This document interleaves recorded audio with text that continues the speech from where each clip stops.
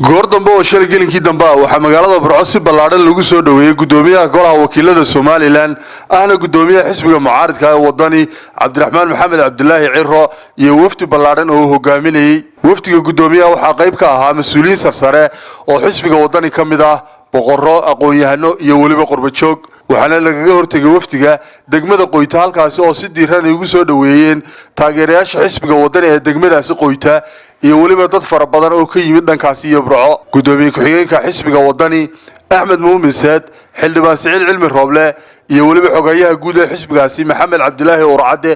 ayaa halkaasi ka soo jeediyay hadallo soo dhaweeyna waxa ilaahay mahadiyo maanta inaynu ku soo dhaweyno magaalada Burco Togdheer Qoyta oo ka tirsan Burco inaynu ku soo dhaweyno gudoomiyeeni golaha wakiilada mas'uuliyiinta xisbiga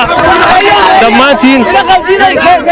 waxaan inagu mahad celinayso dhaweynta quruxda badan leh ee aad galabtoo dhan runtii taagnaydeen aad iyo aad baan ugu faraxsanahay soo dhaweyntan qaaliga ah iyo ee diiran ee maxay hayday ay diiladu ka muuqato waxaynu rajaynaynaa waxaan u soconaa diiwaangelintii waxaynu rajaynaynaa inaynu si weyn isu diiwaangelino waxaynu rajaynaynaa inaynu guulaysano waxaynu rajaynaynaa inaynu maxay hayday doorashada soo socota ku guulaysano waxaan ummadda reer Burco u sheegaynaa inaan gudoomiyuhu u socon ololo siyaasadeed ee uu socdo inuu diiwaangelinta qaranka sidii ay u hirgeli lahayd gudoomiyaha xisbiga wadani Cabdiraxmaan Ciro ayaa isaguna geesiisa mahadnaq ballaaran u soo jeediyay taageerayaasha xisbigaasi ee soo dhaweynta ballaaran ku qaabilay waxaanu idinku nimi inaanu idinkala qayb qaadano mashruuca qaran ee diiwaangelinta annagu ma niman inaanu halka ka howlayno waana aragtaano ciidan ma wadano koofiyadaas ma wadano tawaagi ma wadano waxaanu doonaynaa inaanu Burco kolba xaafad seexanno oo shacbiga Burco midayno